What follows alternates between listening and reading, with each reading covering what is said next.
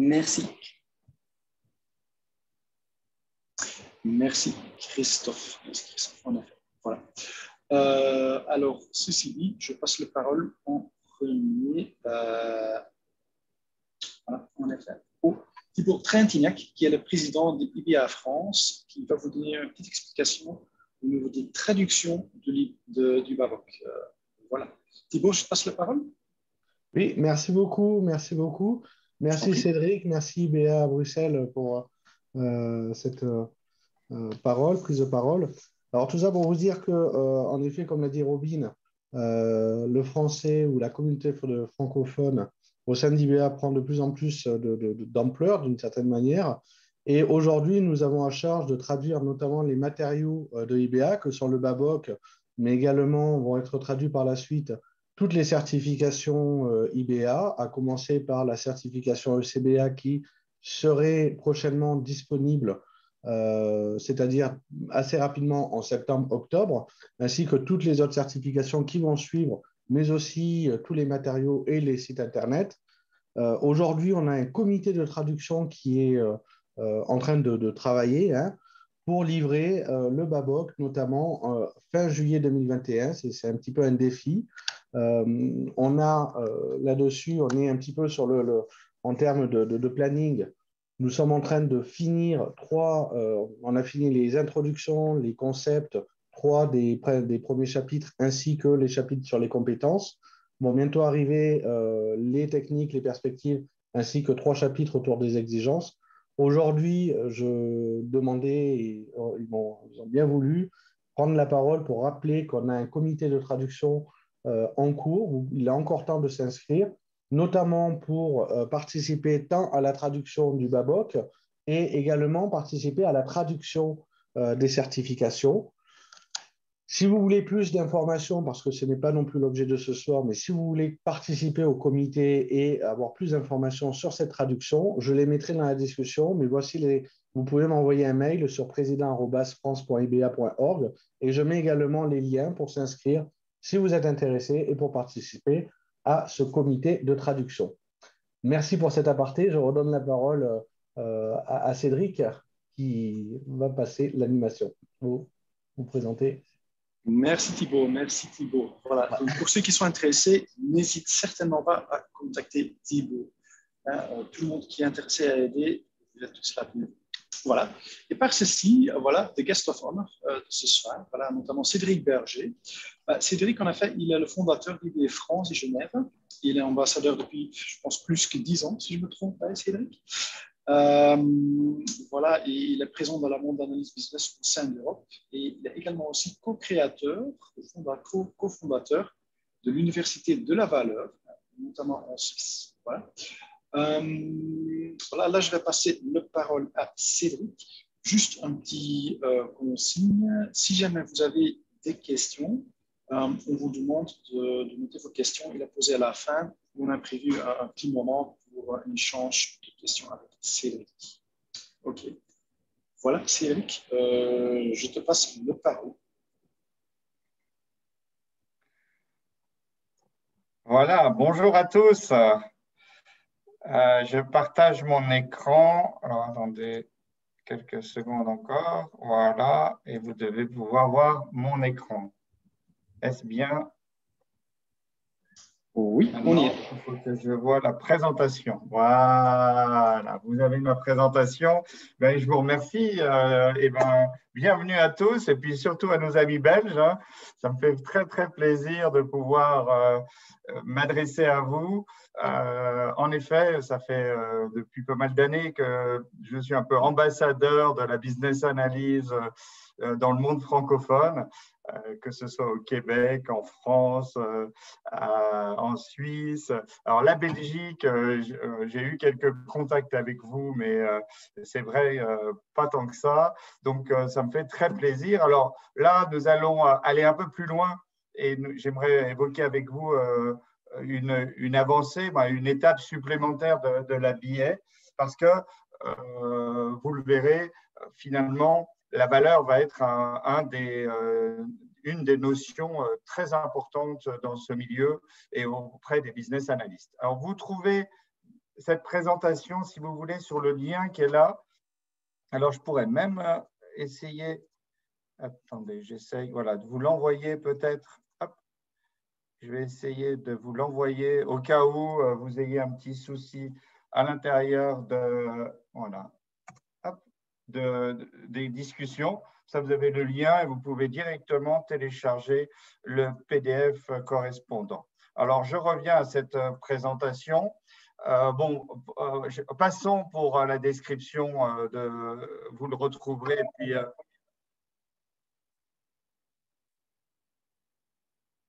oula, qu'est-ce qui se passe là? Il y a un petit souci. Vous m'entendez là? Est-ce que vous m'entendez? Oui, on t'entend. Il y a eu un double son là qui était assez intriguant. Je suis désolé pour ce petit aparté. Alors, donc, je reviens. Alors, j'aimerais refaire un petit historique, justement, pour ceux qui ont suivi la business analyse depuis son origine, où finalement, les analystes programmeurs sont à l'origine de ce monde, de cet intitulé business analyst. Justement, depuis le départ, ils font le pont entre les métiers et les technologies. Ça a été la base, ça l'est encore. D'ailleurs, on appelle souvent ces métiers-là les business analyses IT. Et puis, aujourd'hui, de plus en plus, et puis le monde du projet s'en est l'a récupéré également, la business analyst est de plus en plus à l'accompagnement des projets pour garantir que le projet réponde aux attentes de toutes les parties prenantes. Et aujourd'hui, ils sont intégrés dans ces projets, que ce soit classiques ou agiles, que ce soit sous forme de business analyst ou de product owner, vous en avez dû entendre parler, ou de business analyst à l'intérieur des équipes. Enfin, nous sommes dans ce monde où nous assurons et nous sommes les garants de ces besoins, des besoins des utilisateurs. Demain, et d'ailleurs IBA développe de plus en plus cet aspect au sein de son comité exécutif, le BA peut devenir aussi un pont et devrait pouvoir devenir un pont entre la stratégie et l'exécution, sachant qu'il y a toujours une difficulté à aligner la stratégie avec le monde opérationnel. Et là encore, le business analyst a une place à prendre dans cet enjeu de demain. Pour réaliser cet enjeu de demain, j'ai un petit texte qui va défiler à la Star Wars. Je crois que demain, le business analyst va s'adapter à ce nouvel ordre mondial. Actuellement, il est, comme je vous l'ai dit, gestionnaire des exigences et il deviendra garant de la valeur des solutions, des projets et de la transformation. Il va passer, si vous voulez, ou transformer le besoin en valeur et il devra avoir cette notion de valeur encore plus précise et déterminée. Alors, et c'est la raison pour laquelle on fait ce webinaire ensemble, c'est pour aller peut-être plus en avant et prendre un petit temps d'avance pour que vous sachiez ce que veut dire valeur. Parce que valeur, ce n'est pas aussi simple que ce qu'on entend et valeur veut dire beaucoup de choses. Alors déjà, en 2016, KPMG, IBA avait sollicité KPMG pour faire une étude sur le positionnement de la business analyse, parlait déjà d'un BA, moi je l'ai intitulé 4.0 parce qu'on est dans le monde industriel 4.0, l'industrie 4.0, le management 4.0. Eh ben, le BA 4.0, déjà à cette époque-là, vous voyez, il l'évaluait comme passant d'une conduite par les tâches à une conduite par la valeur. Alors, qu'est-ce que ça veut dire concrètement? Ben, vous voyez cette évolution de la business analyse allant vers cette notion de valeur où le résultat va être plus important que l'activité ou l'output, évidemment, tout ça va se faire de manière collaborative et dans un monde agile, on est dans cet environnement, que plutôt que d'être dans une logique de gestion de projet ou d'avoir des compétences de suivi de projet, on sera plutôt dans des compétences d'analyse, de conseil et de véritable soutien ou de coaching, même on pourrait dire, dans cet aspect de compétences, que l'on sera plutôt une proposition de stratégie qu'une traduction de la stratégie, et nous serons focusés plutôt sur les idées que sur les données. Alors, même si aujourd'hui, les données, on en parle beaucoup, mais l'insight, l'inspiration va être au cœur du billet 4.0. Et puis récemment, sachez, je travaille également de plus en plus avec le PMI, sachez que le PMI, lui aussi, dans son nouveau guide qui s'appelle le PMBOK, en 7e édition, qui va apparaître dans quelques mois, quelques semaines, a mis au centre de cet ouvrage la valeur également. Alors, vous voyez, déjà, la business analyse en parlait en 2016, pardon, et là, le PMBOK en parle, et on parle sous cette forme, la valeur est l'indicateur ultime de réussite d'un projet. Donc, je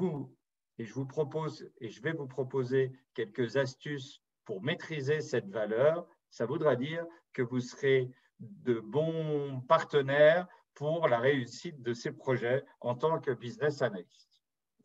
Qu'est-ce qu'on va voir aujourd'hui pendant l'heure qu'on va passer ensemble? On va déjà essayer d'échanger, de travailler avec Mentimeter des questions, des questions-réponses. Vous allez me donner vos insights, justement, me donner votre vision de la valeur. Et puis, on regardera un peu comment cette valeur est abordée, que ce soit dans un monde traditionnel, dans un monde agile, comment on peut la définir, cette valeur, comment on peut la mesurer. Et puis après, je vais vous donner quelques astuces qui sont d'ailleurs totalement intégrées dans ce que vous connaissez, mais qui permettra de prendre conscience qu'en utilisant des outils de business analyst et d'autres, vous arriverez à avoir une maîtrise de la valeur et de ces notions qu'on va aborder aujourd'hui. Voilà. Donc, d'abord, alors, testons un peu Mentimeter. Je ne sais pas si vous connaissez Mentimeter. Alors, c'est assez simple. En fait, il suffit que vous lanciez l'application, voilà, menti.com. Voyez, vous faites même sur votre téléphone portable, sur votre ordinateur, vous faites www.menti.com. Là apparaît, je vais le faire en même temps que vous, comme ça on va regarder si ça fonctionne correctement. Alors, est-ce que vous êtes tous sur Mentimeter? Oui. Voilà. Et là, apparaît un code que vous devez rentrer. Donc, vous voyez en haut de mon écran, il y a marqué 6701. Pour entrer ce code, allez, 6701 76 74. Et en un mot, vous commencez à me dire, pour vous, quelle valeur apporte la BA de manière globale, selon vous, qu'est-ce qu'apporte la business analyst? Je vais vous aider, je vais en mettre un déjà. Pourquoi pas? Est-ce que ça va marcher? Voilà. Alors, je vous laisse mettre ces mots. Ça marche pour vous? C'est ça, 660.01. Et voilà, la maîtrise, la traduction métier-projet. Ben voilà, merci, super, ça marche. Des idées, de l'innovation, j'aime bien cette notion d'innovation, de plus-value.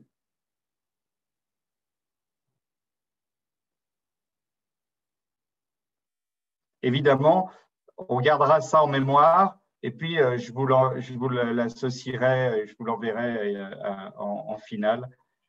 Tout ce que vous aurez pu nous mettre sur Mentimeter pendant cette session.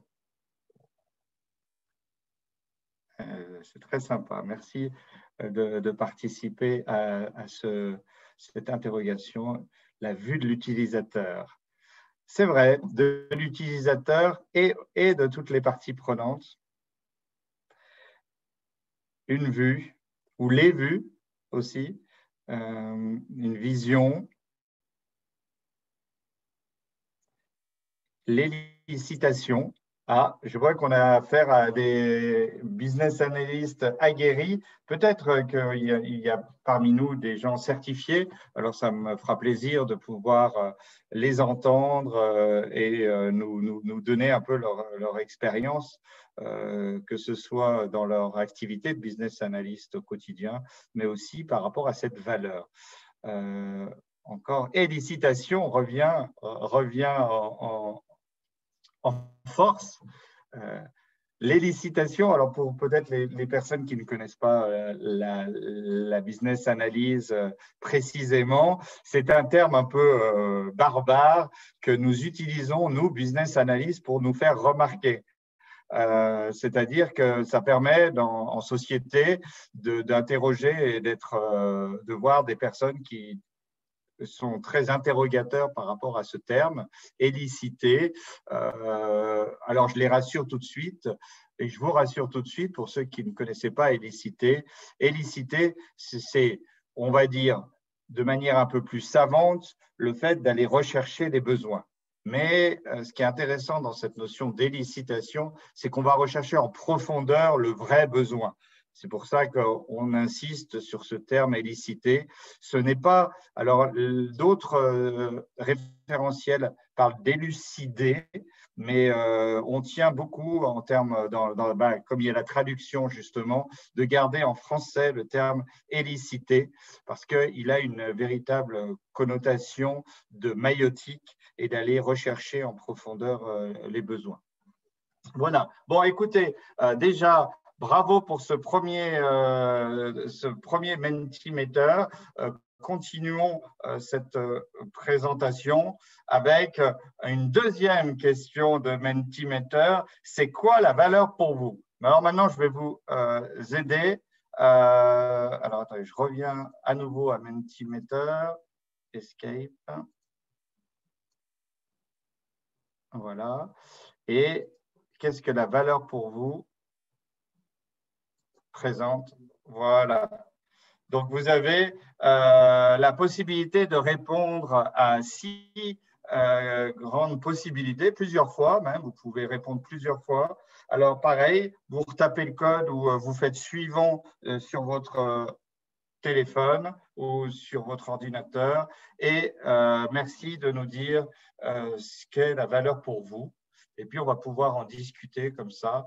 Je vous laisse répondre au questionnaire. Ça marche, ça marche. Vous répondez.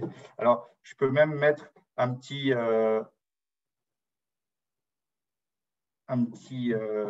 time voting. Donc, un petit temps en 1 minute, ça doit suffire pour que tout le monde réponde. Là, j'ai déjà pratiquement… Ah oui, mais comme vous pouvez répondre plusieurs éléments à la fois, c'est normal qu'il y aura plus de réponses que de personnes présentes, certainement. Mais on voit déjà 2 notions apparaître. Cela dépend du besoin, cela dépend de la personne. Une notion morale aussi, un résultat financier. Cela dépend de la personne, cela dépend du besoin. Ouais. C'est déjà bien. Le prix d'une chose, c'est vrai que finalement, combien on est prêt à mettre pour acquérir quelque chose, ça peut être un indicateur de valeur. Alors, merci à tous.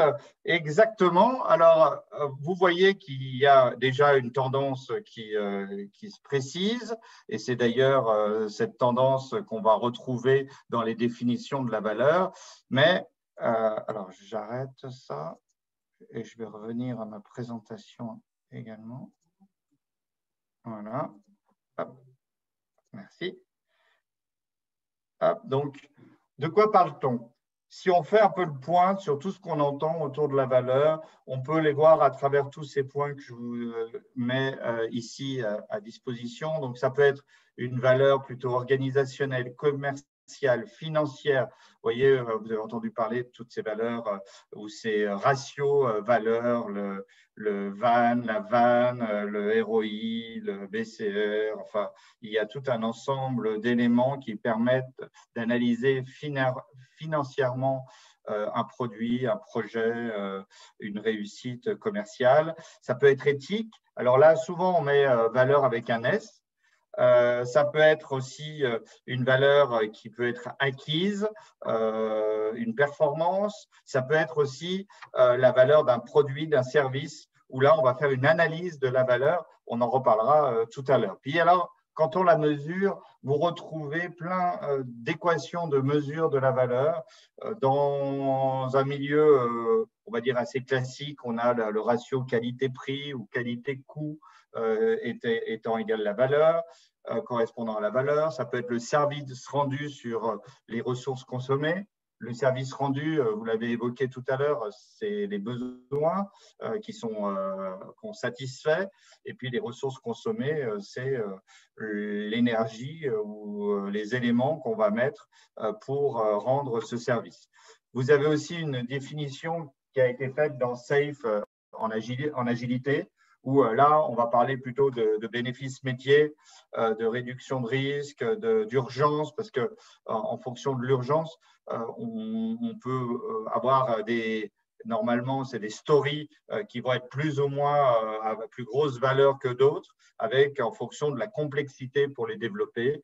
Là, on rentre dans une notion de priorisation des stories. On a aussi la notion de bénéfice, risque à faire ou à pas faire. Et puis, vous avez toutes les équations ou les ratios valeurs comme la VAN, le TRI, le TCO, Total Cost Ownership, qui est le coût complet qu'on peut étudier aussi pour fixer un prix ou pour fixer une valeur.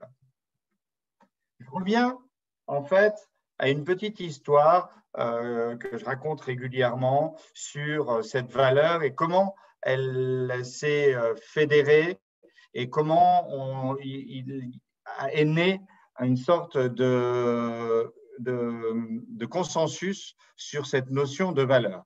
Alors, au début du siècle dernier, vous n'êtes pas sans savoir qu'on était en plein révolution industrielle, on cherchait à optimiser justement l'industrie. Avant-guerre, il y a eu le taylorisme, le fordisme, la standardisation. La guerre est arrivée. On a laissé passer cette révolution souvent technologique et technique autour de la Première Guerre mondiale. Et en deuxième partie du siècle, avant la Deuxième Guerre, a commencé à naître une notion d'optimisation de cette industrialisation et plutôt des produits que l'industrie créait. Et là, alors ça aussi, c'est parce qu'on en parle souvent du design aujourd'hui, on parle beaucoup de design thinking, de la notion de design. En fait, elle est née à ce moment-là où on s'est dit, tiens, une chose a une utilité, un produit a une utilité, il sert à quelque chose, ce produit, et il faut le concevoir pour qu'il soit facile à être utilisé. Toute cette notion de design a apparu. Et puis, la Deuxième Guerre mondiale est arrivée, un petit temps d'attente pour en finir avec une personne après-guerre qui a été nommée chez General Electric, c'est un ingénieur de General Electric, à qui on a demandé d'optimiser un peu l'ensemble des produits qui étaient sous sa responsabilité. Alors, il a pris tous ces produits, il les a mis sur une table, il les a décomposés, ces produits, il a regardé combien ça coûtait, à quoi ça servait, et finalement, qu'est-ce qui coûtait le plus, qu'est-ce qui servait le moins, etc. Puis, il a fait 2 constats de génie. Enfin, c'est de génie au sens que ça a été un peu le point de départ de toute cette notion de valeur et d'analyse de la valeur. Il a dit déjà que l'on n'achetait pas un produit pour lui-même, mais pour l'utilité qu'on en avait. Donc ça, c'était déjà la première formalisation de ce qu'on avait ressenti avec le design. C'est lui qui l'a fait. Et puis, une deuxième chose qui va être intéressante pour nous en tant qu'optimisation des produits, des services et des projets, il a constaté qu'il y avait seulement entre 20 et 30% des composants de ces produits qui servaient à quelque chose, qui servait et qui contribuait à rendre ce service. Tout le reste, c'était quelquefois pas forcément utile et on pouvait réfléchir à dégrossir le produit autour de ces 70-80% de composants qui n'étaient pas destinés à répondre aux besoins. Était né donc ce concept de valeur et d'analyse de la valeur. Il l'a formalisé dans cet ouvrage en 61 et après les États-Unis l'ont récupéré autour de l'US Navy. Après, toutes les autres administrations s'en sont emparées, ont créé des standards, des normes sont apparues. Dans le monde entier. En France, c'est autour des années 70 qu'a commencé à apparaître des normes et des concepts d'analyse de la valeur et de valeur. Récemment, pendant l'administration Obama, il y a même eu une recrudescence de cette analyse de la valeur où Obama avait demandé que tout investissement public fasse l'objet d'une optimisation par la valeur et qu'il devait y avoir un rapport d'analyse de la valeur qui soit fait. Et un ensemble de normes, comme vous le voyez aussi récemment, européennes aussi. Récemment, la nouvelle norme européenne en valeur est apparue pour en arriver à ce que vous attendiez tous, la mesure ou la définition de ce qu'est la valeur. Donc, c'est quelque chose d'assez standard qu'on retrouve que ce soit dans les normes européennes, françaises de l'AFNOR ou internationales américaines avec SAVE. La valeur, pour les parties prenantes, donc vous voyez, pour chaque partie prenante, finalement, c'est ce qu'on avait vu, ça dépend des personnes. Donc, pour chaque partie prenante, ça dépend de l'utilité sur le coût global, c'est-à-dire de la satisfaction du besoin ou du service que va rendre le produit ou le service, sur la consommation de ressources, sur ou en complément ou en marge de la consommation de ressources qu'elle génère, qu'elle entraîne. On peut même rajouter aujourd'hui dans cette notion plutôt écologique, sociétale, la notion d'impact positif. Qu'est-ce que ça apporte comme mieux-être sociétal à la planète ou aux personnes, et l'impact négatif sur les impacts environnementaux, les impacts sur d'autres projets aussi, parce que ça peut être les conséquences d'un projet, ça peut être tout un aspect d'impact qui va aller au détriment ou qui va ne pas au détriment de ce qu'on attendait de l'utilité qu'il en avait. Donc voilà la définition simple et normative qu'on peut avoir de la valeur. Alors, quand on reprend cette équation, on voit facilement comment on a créé cette valeur. Soit là, on le voit dans la première, qui est l'augmentation de l'utilité.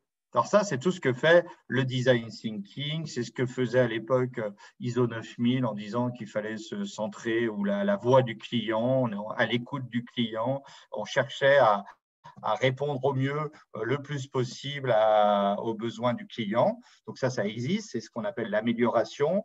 Mais attention de ne pas augmenter le coût. Évidemment, si on augmente l'utilité, c'est pour garder le même coût. Autrement, on baisse. Si on augmente le coût, on augmente à ce moment-là plus la valeur. On peut augmenter le coût dans des conditions d'innovation. Alors aujourd'hui, si c'est très, très, très utile, on peut dépenser beaucoup d'argent.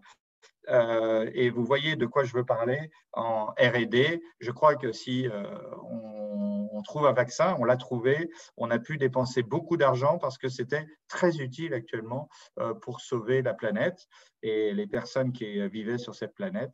Donc là, s'il y a une très forte utilité, on pourrait augmenter un petit peu ces coûts de recherche et de développement. Il y aurait une augmentation de valeur également. Nous avons aussi la possibilité, ça on le retrouve très souvent dans beaucoup de cabinets de conseil qui font le fameux cost killing. Là, on va chercher à optimiser le fonctionnement d'un processus, le fonctionnement d'un produit ou la fabrication du produit en cherchant à diminuer au maximum les coûts. Malheureusement, quelquefois, c'est au détriment des personnes parce que souvent, de manière un petit peu erronée, on licencie des personnes pour diminuer les coûts.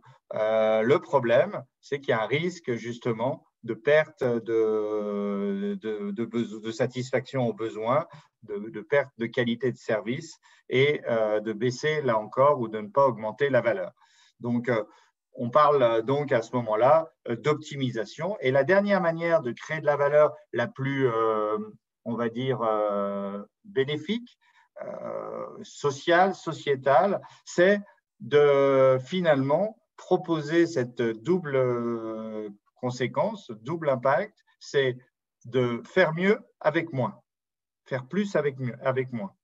C'est une équation intéressante à la fois en termes de société, en termes d'éthique et en termes de valeur, parce que là, si les deux éléments augmentent et baissent en même temps, vous avez une très forte croissance, une très forte augmentation de la valeur. D'où, finalement, une association très intéressante entre la valeur et la RSE, où finalement la RSE, ce n'est pas simplement un aspect marketing, mais c'est un aspect totalement de création de valeur.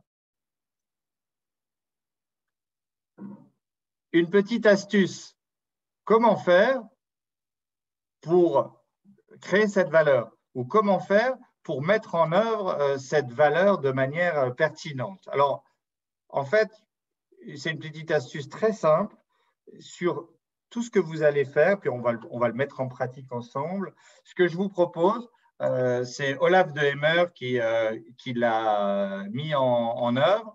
C'est un collègue qui travaille à l'Université de la Valeur avec nous, qui nous propose de poser 3 questions. 3 questions. La première, c'est pour savoir à qui ça s'adresse, à qui on s'adresse, comme c'est une valeur en fonction des parties prenantes, on se demande à qui ça sert. C'est intéressant de savoir à qui ça sert, parce que souvent, quand on nous fait une demande, quand on souhaite un produit ou quand on souhaite un service, c'est souvent pas forcément pour soi-même, mais pour quelqu'un d'autre. Donc, si on demande à cette personne à qui ça ne va pas servir, à quoi ça va lui servir, on risque de tomber à côté. Donc, on va d'abord chercher à qui ça sert pour après poser cette question de à quoi ça sert, à qui ça sert, afin de s'assurer de faire cette élucidation dont on parlait, d'aller rechercher le besoin. D'où, dans cette équation, vous voyez déjà l'importance de la business analysis, parce que c'est une des principales activités d'un business analyst, c'est de savoir quelles sont les parties prenantes et de savoir éliciter les besoins auprès de ces parties prenantes. Et une dernière chose qu'on va mettre en avant, et là, c'est autour des solutions, c'est que suffit-il? Que suffit-il pour répondre à ce besoin ou à quoi ça sert? Et ce que suffit-il permet de garantir l'équation vertueuse que je vous ai montrée tout à l'heure, qui était l'augmentation de l'utilité avec une utilisation des ressources minimum. D'où, à travers ces 3 questions, la possibilité d'augmenter la valeur et de s'assurer qu'on va créer de la valeur. Alors là, je vous l'illustre si ça vous intéresse. Imaginons, je raconte souvent cela pour un anniversaire ou pour à Noël. Il y a votre femme qui arrive vers vous, vous avez des enfants, puis qui disent, tiens, il y a Thomas qui aimerait un vélo électrique. Alors, vous lui dites, ah bon, d'accord, il veut un vélo électrique, mais au fait, alors c'est pour qui? C'est pas pour toi, c'est pour Thomas. Alors, malheureusement, c'est son anniversaire. Alors, comment on fait? Est-ce qu'il va falloir quand même lui demander? Donc, on va aller lui demander, au fait, peut-être de manière détournée, pour pas qu'il se rende compte qu'on est en train de lui préparer son cadeau. Mais bon, peu importe, on va lui demander, au fait, à quoi ça pourrait te servir un vélo électrique? Pourquoi tu veux, à quoi ça sert à ton vélo électrique? Alors, il va nous raconter qu'il veut aller sur le skatepark avec ses copains. Et là, vous lui dites, ah bon, mais à quoi ça va servir d'aller sur le skatepark? Et puis vous dites, bah, je vais m'éclater à faire du skate, du vélo sur ce skatepark. Et puis vous lui dites, mais alors, et si tu avais un skate, ça pourrait être mieux qu'un vélo. Il dit, ah oui, mais le problème, c'est que si j'ai un skate, je ne peux pas aller jusqu'au skatepark parce qu'il est trop loin et le vélo électrique m'intéresse pour pouvoir aller jusqu'au skatepark. Tiens, vous avez relevé là un besoin complémentaire. Alors, vous lui demandez qu'est-ce qui te suffit. En disant qu'est-ce qui te suffit, vous dites, ah bon, bah alors attends, je vais te prendre un abonnement de train ou un abonnement de bus et un skate. Comme ça, avec ces deux éléments, tu réponds à tes deux besoins. Il va vous dire, ah ouais, mais attends, le bus, il est loin de chez nous, je mets beaucoup trop de temps pour y aller, puis en plus, je aimerais pouvoir aller à l'école avec. Finalement, vous tournez comme ça sous forme de questionnement de la valeur, en lui demandant que suffit-il, à quoi ça sert, et s'assurer que c'est à qui ça sert, pour finir à trouver peut-être la solution qui lui apportera le plus de valeur, qui pourrait être un skate électrique ou une trottinette électrique, voilà, dans lequel on peut aussi faire du skate sur le skatepark, etc. Voilà un exemple de questionnement valeur qui met en œuvre ce raisonnement valeur dont on parlait. Ça, c'est très simple. Après, on peut aller encore plus loin et je vais vous montrer à travers quelques exemples. Il me reste combien de temps ça va aller? Je vais essayer d'aller assez vite, mais comment on peut appliquer ce raisonnement valeur sur ce que vous connaissez en business? Alors, comme je vous le disais, à qui ça sert? Il y a des outils que l'on peut utiliser. Et moi, j'en utilise un qui nous est donné par le Baboc. Ce sont les 10 parties prenantes génériques qui sont définies dans le Baboc et qui m'aident pour chacun des parties prenantes à trouver les personnes correspondantes. Pour aller savoir à quoi ça sert. Donc, à qui ça sert? On a ainsi comme ça une liste de parties prenantes. On peut aussi utiliser impact, influence pour savoir quelles sont les parties prenantes les plus intéressantes. Après, à quoi ça va servir? Il va falloir faire cette fameuse élucidation. Donc, pour faire cette élucidation, je vous propose… Alors, j'aime beaucoup. Alors, on peut faire des interviews, des observations. Il y a plein de techniques dans le Baboc qui parlent d'élucidation. J'en ai une qui est vraiment intéressante, qui part des solutions.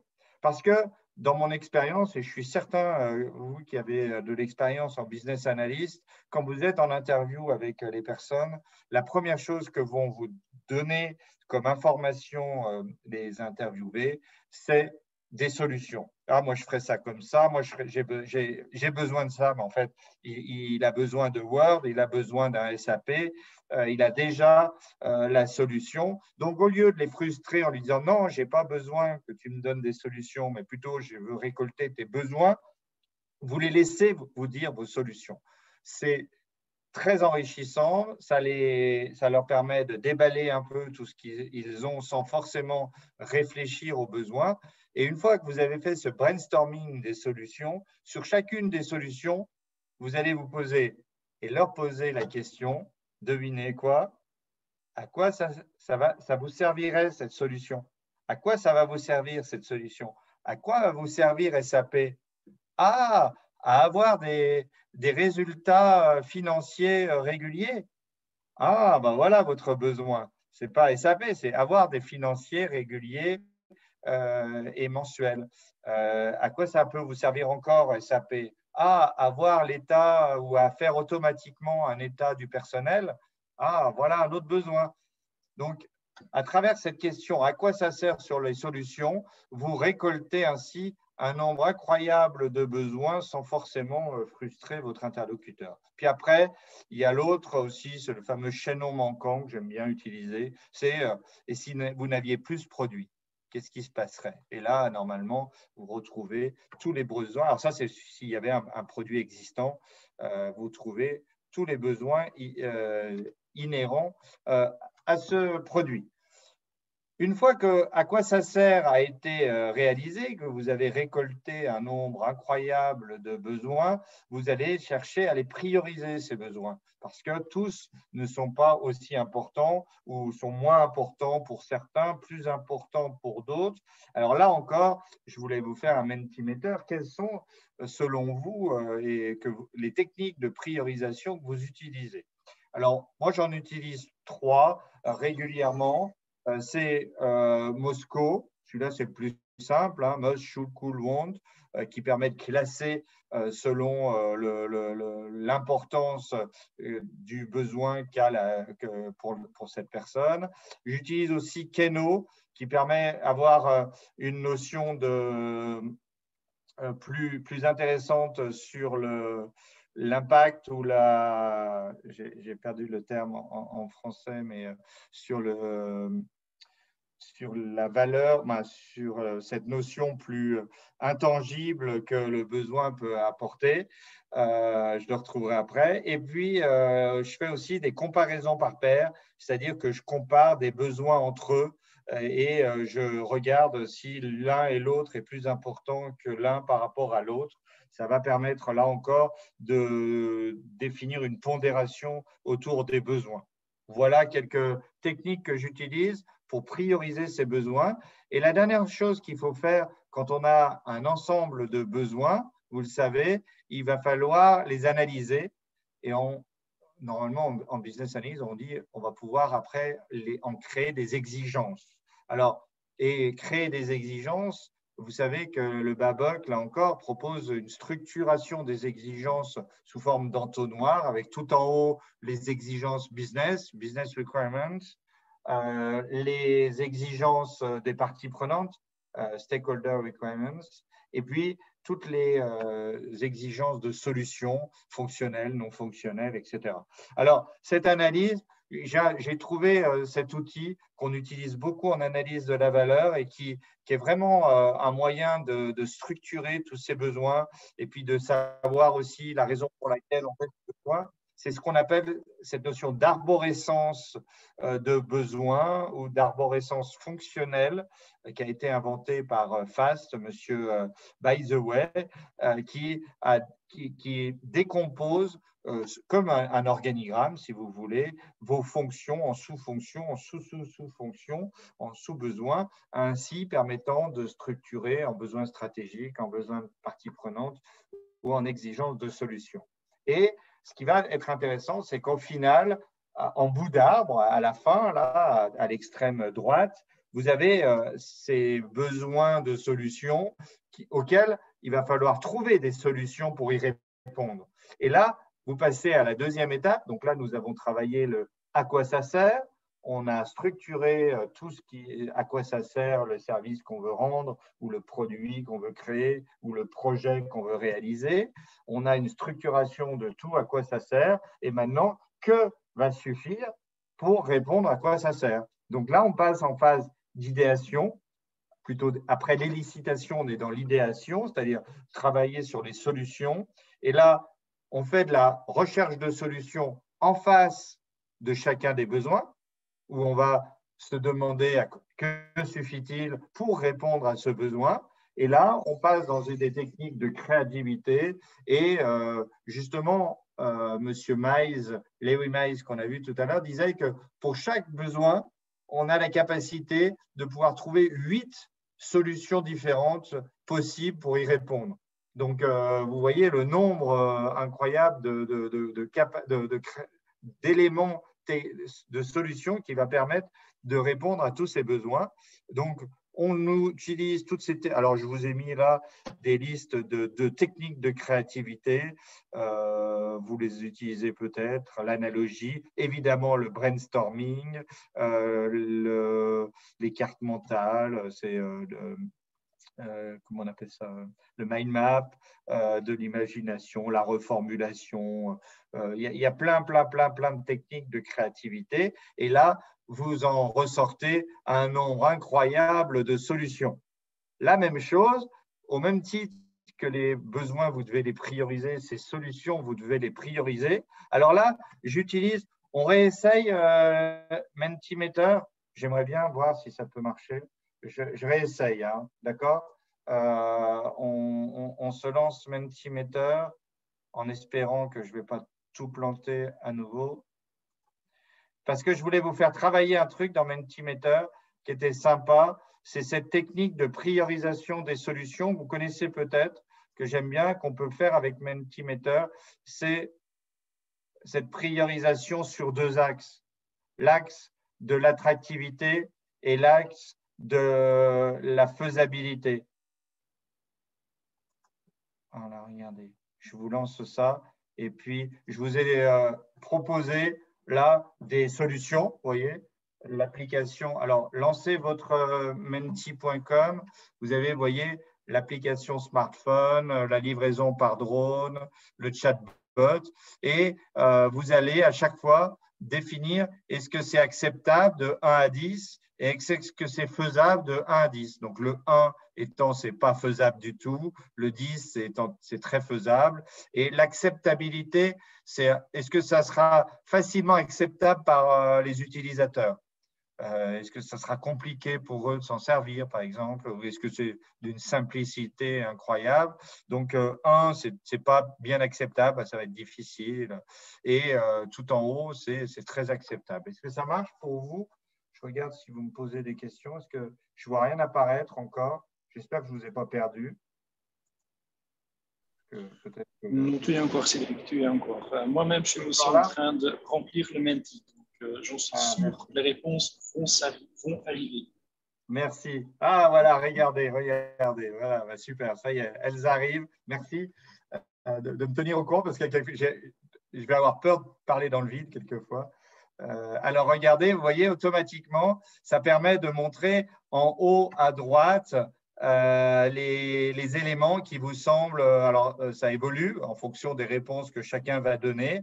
Et puis, ainsi, on peut prioriser ou mettre les solutions qui vont être les plus faisables et les plus acceptables.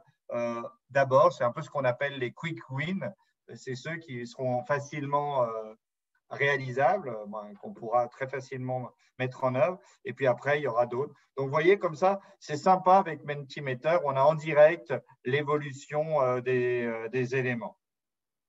Alors, merci à vous d'avoir joué le jeu. Donc, c'est cet outil que je voulais vous présenter là, voilà, où on a l'acceptabilité et la faisabilité. Et puis, une fois qu'on a rassemblé, parce que tous ces éléments de solutions qui ont été priorisés, on peut construire des scénarios avec et travailler l'analyse des solutions. Là, cette analyse des solutions, on va, comme on est dans la notion de valeur, travailler à réfléchir comment ces solutions apportent le plus de valeur. Et je vous le donne en 1000, eh bien, ça sera les solutions qui auront le plus d'utilité et qui consommeront le moins de ressources. Alors, on va utiliser ce qu'on appelle la droite de la valeur, avec sur l'axe des abscisses horizontales, tout ce qui est consommation de ressources, et sur l'axe vertical des ordonnées, l'utilité, le besoin. Et en effet, la droite qui sera la plus pentue, c'est celle qui apportera le plus de valeur parce qu'elle coûte le moins, elle consomme le moins de choses et elle apporte le plus du besoin le plus important par rapport au coût qu'elle génère.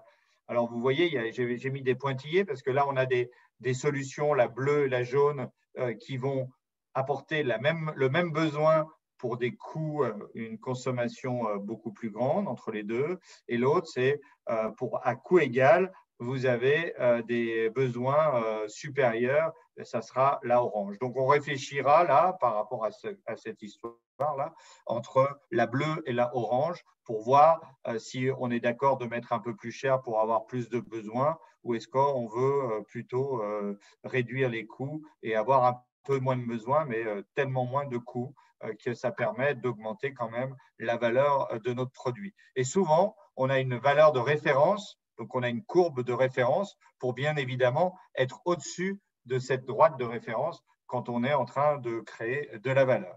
Alors, il me reste, oh là là, ouais, à cause de notre souci, je voulais vous montrer cette utilisation des concepts sur un cas pratique. Si vous me laissez, je vais essayer de le faire supra rapide, en 10 minutes, je devrais pouvoir y arriver, où on nous avait demandé, c'est un service commercial, il fallait qu'on arrive à repositionner le programme de formation de tous les commerciaux. Aujourd'hui, ils dépensaient environ 500 000 € en formation, dont la répartition était ce que vous voyez à l'écran, 30-14% en management, en communication 4%, Salesforce beaucoup parce que c'était leur outil de commercialisation. Et l'objectif, c'était de diminuer le coût de la formation de 20% et de encore mieux répondre aux besoins des commerciaux en tant que des besoins de formation. Alors, partie prenante, comme on l'a vu, là, on a fait la liste des parties prenantes avec l'organigramme. On a dit, on va prendre toutes ces parties prenantes et on va aller, qu'est-ce qu'on va faire? Éliciter.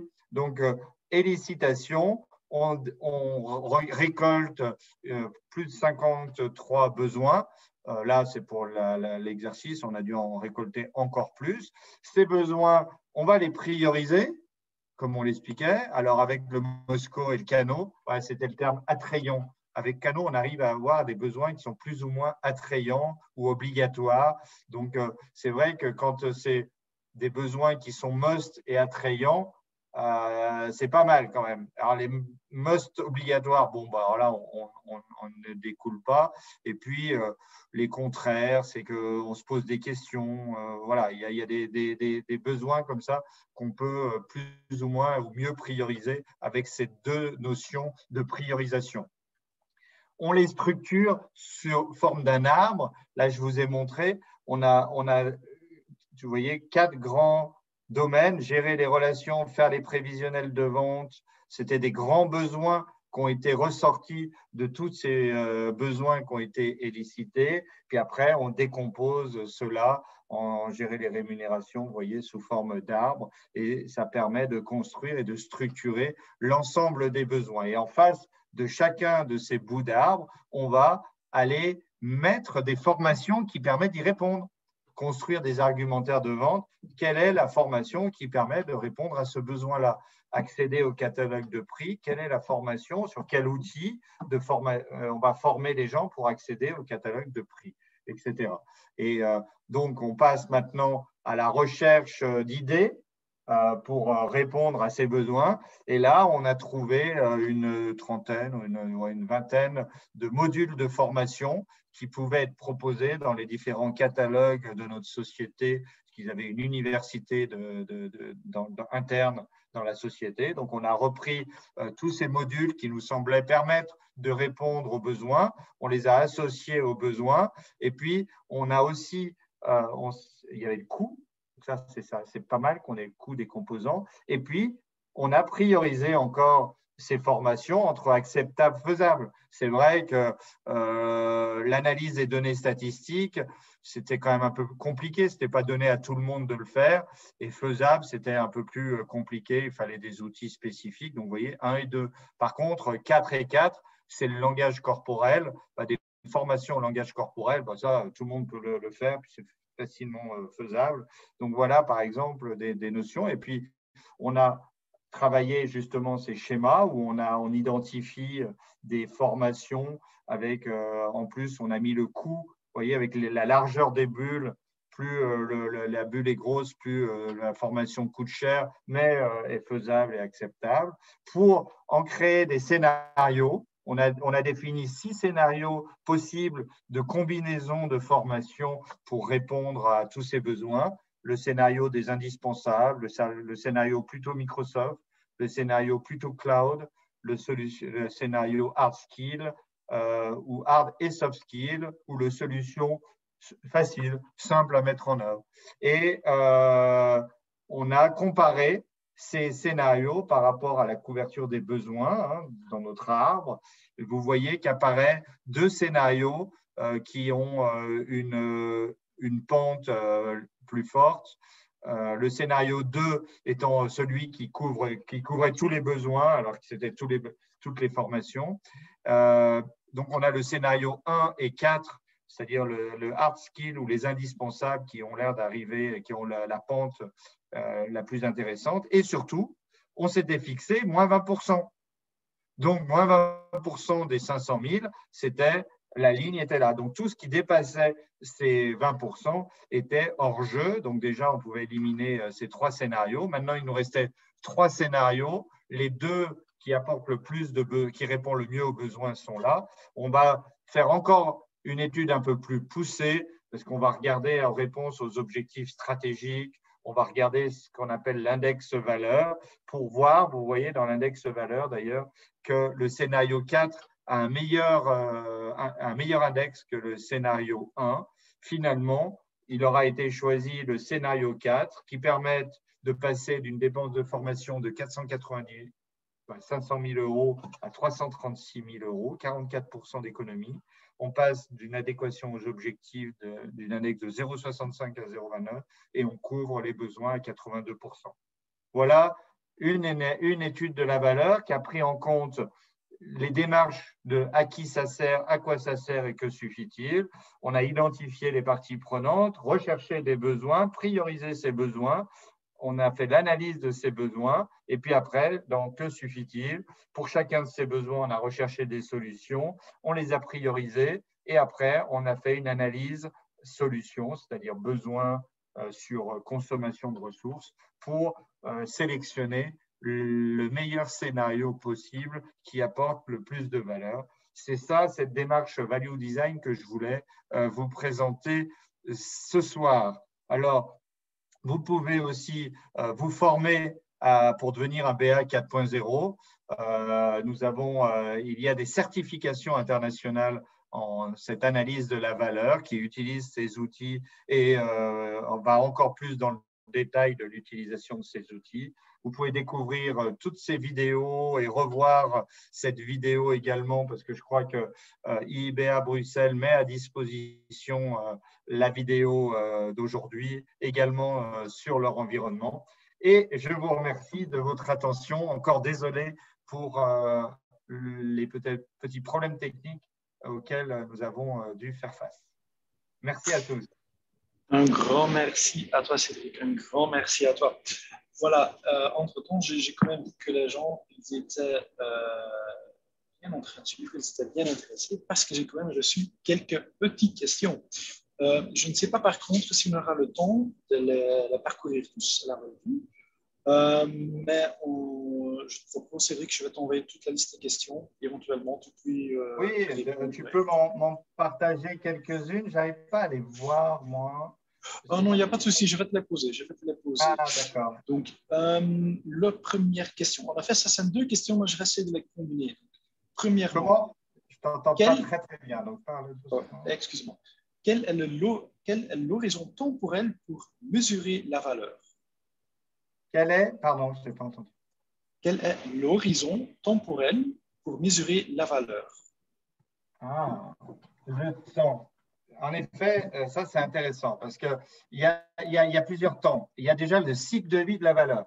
Le cycle de vie de la valeur, qu'est-ce que ça veut dire? Ça veut dire que la valeur, elle va avoir une vie pendant le projet ou pendant l'étude ou pendant. Donc, souvent, on a tendance à dire que la valeur, elle est en amont du projet, c'est-à-dire qu'on va identifier la valeur du projet en amont. Après, on va avoir une valeur pendant le projet où on va essayer, alors surtout en mode agile, de prioriser cette valeur au fur et à mesure des itérations, etc., en prenant toujours cette même logique. Est-ce que ça répond aux besoins? Est-ce que ça consomme le moins de ressources? Et puis, à la fin, on a cette valeur de réalisation qui nous garantit qu'on a satisfait aux besoins, qu'on a consommé le moins de ressources et qu'on peut démontrer qu'on a eu une création de valeur. Alors, généralement aussi, il ne faut pas se cacher, elle doit aussi apparaître en termes financiers, hein, la création de valeur. Parce que si vous n'avez aucune conséquence financière, vous voulez bien être philanthrope, mais quand même. Est-ce que j'ai répondu un peu dans le temps à cette notion de temporalité de la valeur dans un projet? À mon humble avis, oui. Voir ce que tu me répond à ces questions.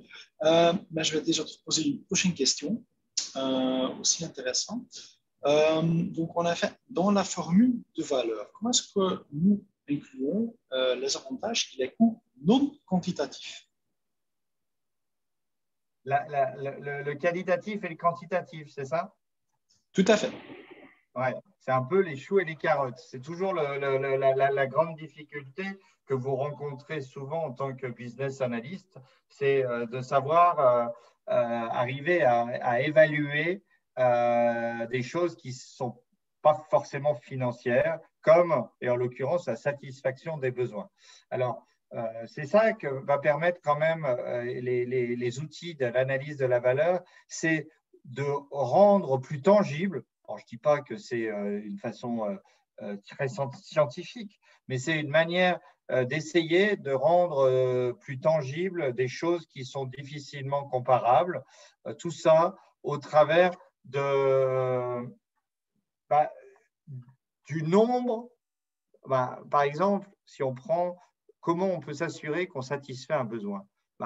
Si on a des composants de votre solution qui répondent à toute la liste de vos besoins, c'est ce qu'on appelle la couverture de besoins. Vous pourrez dire sur la somme des besoins dont j'ai, je vous le divisez par la totalité des besoins et vous avez un 80%. Vous voyez, alors c'est une façon de quantifier une réponse à la satisfaction des besoins attendus. Alors après, vous avez d'autres manières, une fois que vous avez réalisé votre projet, pour avoir le pourcentage de la satisfaction réelle aux besoins. Mais là, on était dans le pourcentage pour pouvoir décider de quel ou quel projet on va choisir ou de quelle ou quelle solution on va choisir pour la réalisation de ce produit ou de cette story, si on est à un niveau de détail très fin. Donc, on a tout un ensemble d'outils comme ça. Après, on a aussi l'aspect financier pour pouvoir quantifier la consommation de ressources, mais toujours pareil, une consommation de ressources, ça peut être une consommation de mètres carrés, ça peut être une consommation de carbone, ça peut être une consommation d'argent, donc ça peut être une consommation de ressources humaines. Donc, vous voyez, il va falloir que là encore, on essaye de définir un critère ou des critères comparables. Alors, généralement, on va dire, on va évoluer et puis on va transférer ça sur des notions de 1 à 10, de 1 à 5 pour pouvoir après les additionner ou les multiplier. On a la suite de Fidebecci, là, je n'arrive jamais à le dire, qui peut nous aider aussi à estimer certains éléments qualitatifs pour les rendre quantitatifs. Voilà. OK. Merci Cédric. Une prochaine question nous est arrivée. Je vais aussi te l'envoyer par chat, juste pour être sûr que tu vas bien comprendre. Je vais la lire à haute voix. Quid de la business architecture avec cette technique? Est-ce une technique utilisable en business architecture ou spécifiquement en business analyst? Alors, je ne sais pas qui me l'a posé, mais c'est Daniel, je crois, c'est ça, non? Oui, c'est ça. Oui, Daniel. C'est ça.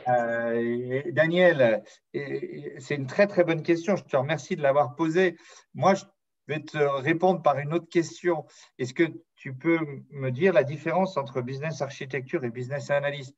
Parce qu'en fait, j'ai beaucoup de mal à en voir des différences. C'est un business analyst ou un business architecte fait de la business analyse. Donc, met en œuvre toutes ces techniques dont je viens de te parler. Alors après, si tu veux évoquer l'architecture en tant que structure IT de ton entreprise et de savoir quels sont les composants techniques que tu peux mettre en œuvre ou non pour répondre aux attentes de tes utilisateurs ou des usagers informatiques, oui, tu pourras faire la même chose et utiliser les mêmes éléments qui sont des éléments de business analyst, c'est-à-dire d'aller t'assurer que tu as bien compris le besoin et de voir si tu consommes le moins de ressources possible. Alors, en informatique, c'est facile, hein, ça peut être des consommations d'électricité, ça peut être des consommations de CPU, ça peut être des consommations de bande passante, ça peut être, tu vois. Et là, encore une fois, tu trouveras la solution qui consommera le moins de bande passante et qui répondra le mieux à tes utilisateurs. Si j'ai répondu. Hein. Et si tu es d'accord de ma définition de la business architecture, je ne suis pas encore des plus avancés là-dessus. Après, si business architecture, c'est normalement, on appelle ça aussi urbanisation. Donc, ça peut être l'urbanisation, ça peut être l'architecture de l'entreprise par elle-même, mais ça devient un peu compliqué pour moi. Je vois que Daniel t'a répondu. D'accord. Si tu parles, je viens de voir, tu me parles de programme et de projet. Alors oui, totalement. Là, alors c'est plutôt du PMO ou du programme manager ou du portfolio manager. En effet, on utilise totalement, puis je l'ai utilisé récemment dans un aspect stratégique. Et moi, tu vois, je parlerais plutôt de comment passer de la stratégie à l'opération. Et là, on a réuni justement toute une entreprise il y a quelques mois où ils avaient mis sur la table tous leurs projets d'investissement. C'était pratiquement 10 millions, je crois, de francs suisses. Et on a travaillé à les prioriser selon la valeur. Donc, pas la valeur en termes monétaires, mais en termes de à quoi elle répond aux objectifs stratégiques de l'entreprise. Et on a priorisé ça pour voir comment on allait pouvoir dépenser d'abord l'argent sur des projets les plus stratégiques. Et après, et là, ça a permis comme ça de baisser, je crois, de 80% le coût, le budget. Parce que finalement, on a dit qu'il y avait un projet qui valait 10 millions ou plus même, et qui directement, on a dit qu'il ne répondait pas tant aux objectifs stratégiques que ça. Et on a pris des petits projets, tout le monde était content. OK. Un grand merci, Cédric. Un grand merci. Voilà, je pense qu'on va devoir doucement s'arrêter ici pour ce soir. J'avais encore reçu d'autres questions. Ça va être impossible de les répondre tous. Je répondrai, tu me les enverras, puis je pourrais peut-être leur répondre en direct. Si ça, n'hésitez pas. De toute façon, vous retrouvez toutes mes informations sur LinkedIn. Hein. Si vous voulez vous connecter avec moi, c'est avec grand plaisir. Vous pourrez suivre un peu tous les éléments que je suis, les articles que je peux mettre en ligne, etc. Donc, n'hésitez pas à me connecter sur LinkedIn avec moi. Ce sera avec plaisir que je vous accepterai. C'est génial. Un grand merci. Voilà. Écoute, nous tenons à te remercier beaucoup pour cette séance très, très intéressante. Plein de nouvelles perspectives sur le value design. Donc, comme on a déjà annoncé, un PDF avec des slides vont être mis à la disposition. Ils vont t'envoyer très bientôt. Voilà aussi, Cédric, au nom d'IBA Bruxelles, nous souhaitons aussi offrir à toi un petit certificat d'appréciation pour cette séance.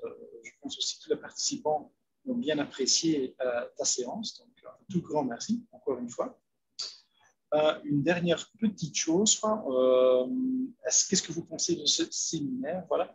Vous pouvez toujours donner votre avis via Mentimeter. Voilà. Je ne sais pas, est-ce que tu veux, Christophe, que je montre les résultats en live? Bah, si tu veux, oui, c'est possible. Dans le temps. Bah, si on a le temps, bah oui. Ça marche. Attends, moi, je vais essayer de regarder si je peux me lancer avec mon téléphone. Voilà. Est-ce qu'il charge? Voilà. Un tout petit peu de stress pour Cédric, mais non, je pense que ça ira. Ça va. Je n'ai pas de stress du tout. Alors, le sujet était intéressant. Ah, ça marche bien, hein, j'ai fait…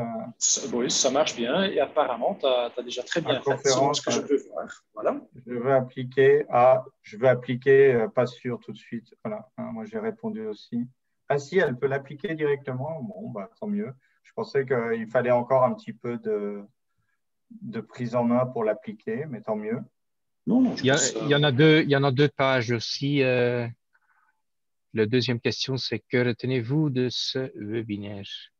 Pas encore reçu de réponse. Pour ça, il faut un peu de réflexion. Hein. Christophe, ce n'est pas aussi facile que ça. Ben voilà, je pense. Moi, j'ai répondu.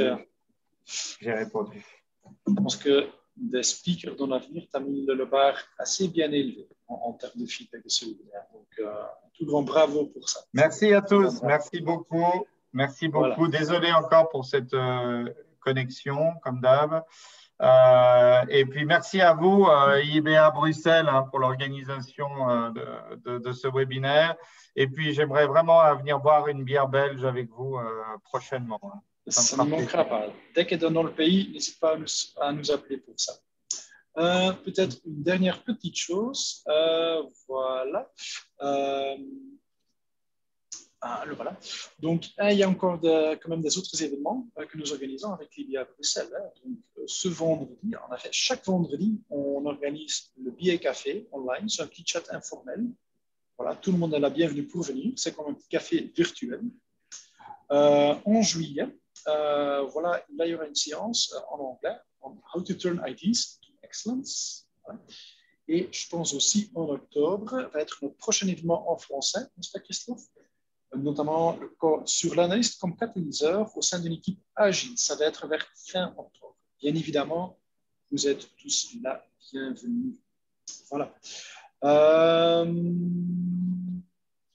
Voilà, je pense que c'est tout ce que je devrais partager avec vous. Et voilà. Merci d'avoir participé à notre webinaire. On souhaite une excellente soirée à tout le monde et peut-être à la prochaine.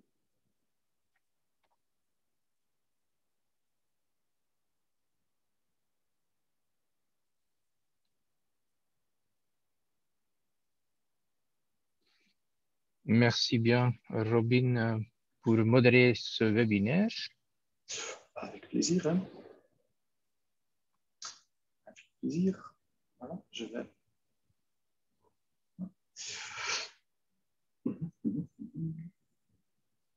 Bonne soirée tout le monde. Merci pour la gentille réaction.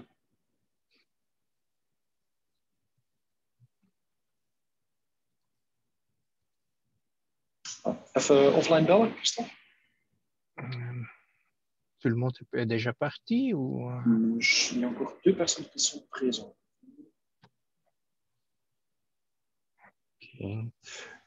Ok, il y a Catherine qui demande le lien de la présentation. Il va être envoyé par mail, Catherine. Oui, tout à fait. Ça n'y manquera pas. Pas de souci. Merci d'être venu.